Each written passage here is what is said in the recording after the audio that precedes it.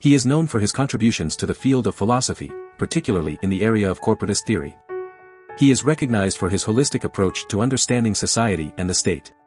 His name is Othmar Spann.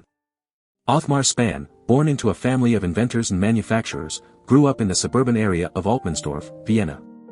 After the death of his mother, Spann was raised by his military-oriented grandmother, which shaped his contrasting upbringing. He pursued studies in philosophy, political science, and economics, earning his doctorate from the University of Tübingen in 1903. Spann's academic career took him to Frankfurt, where he conducted empirical studies on the working class, and later to the German Technical University in Brno, where he became a professor of economics and statistics. However, it was at the University of Vienna where Spann truly made his mark. Appointed as a full professor of economics and social studies in 1919, he aimed to counter the dominant Austro-Marxist ideology prevalent in the city. Spann's philosophical stance, influenced by Adam Heinrich Müller, emphasized a holistic theory known as universalism. His anti-democratic and anti-Marxist ideas gained popularity among German nationalist and conservative Catholic student groups, elevating him to a cult figure. Spann's influence extended beyond the lecture halls. He organized midsummer festivals in the woods, where students gathered to learn and experience the intuitive essence of life. Spann believed that jumping over the fire during these festivals nurtured the ability to intuit essences, connecting individuals to a deeper understanding of the world. These festivals became emblematic of Spann's unique approach to philosophy, blending intellectual discourse with experiential learning. Othmar Spann, a prominent Austrian philosopher, was known for his activism and career in the early 20th century. He believed in the idea of an authoritarian corporate state as a third way between democracy and Marxism.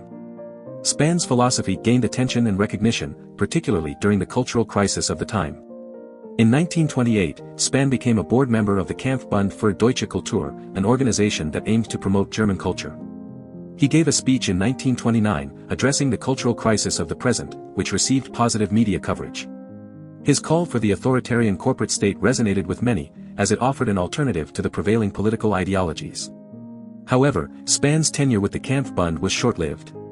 Differences with the organization's leadership led to his expulsion in 1931. Undeterred, he continued his work as an editor for the Ständisches Leben magazine, which was closely associated with Nazism.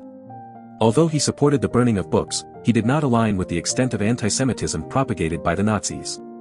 Despite his association with the Nazi Party and his influence on fascism, Spann's ideas began to face criticism from Nazi organs in the mid-1930s.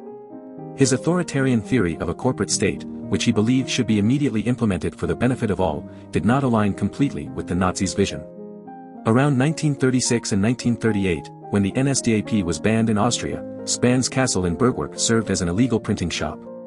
He continued to promote his ideas, but his influence waned as the Nazis gained more control. However, his contribution to fascism and his idea of anti-individualism as a guiding principle of the movement were recognized by the Austro-Hungarian social philosopher Karl Polanyi. Spann's philosophy and activism, though controversial, reflect the turbulent times in which he lived. His belief in the authoritarian corporate state and his attempt to find a third way between democracy and Marxism offer valuable insights into political ideologies and their implications. While his ideas may not find widespread acceptance today, they serve as a reminder of the complexities of political thought and the need for critical evaluation. Othmar Spann, a prominent figure in the field of philosophy, was known for his holistic doctrine of universalism. Spann's philosophy was influenced by various schools of thought, including Plato's theory of ideas, medieval German mysticism, Hegel's idealism, and the philosophy of Romanticism. He sought to overcome individualistic social and economic theories, advocating for a social model based on medieval guilds and characterized by hierarchy. In Spann's view, the world was not an atomistic structure governed by market theories, but rather an organic structure akin to structure theory. He believed that each individual member of society could only be truly defined in relation to the superior unit above it. This hierarchically structured social unit took precedence over individual interests.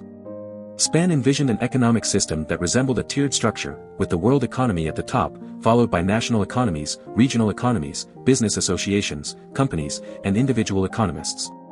Spann's universalism aimed to challenge rationalism, liberalism, materialism, and Marxism.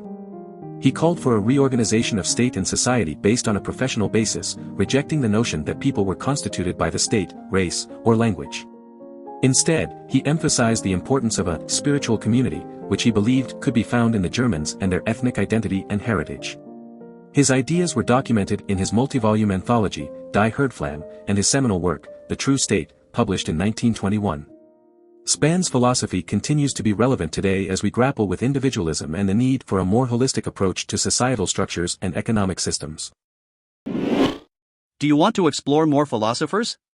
Who do you want to see featured next? Subscribe and leave a comment below to let me know. I'll see you in the next video.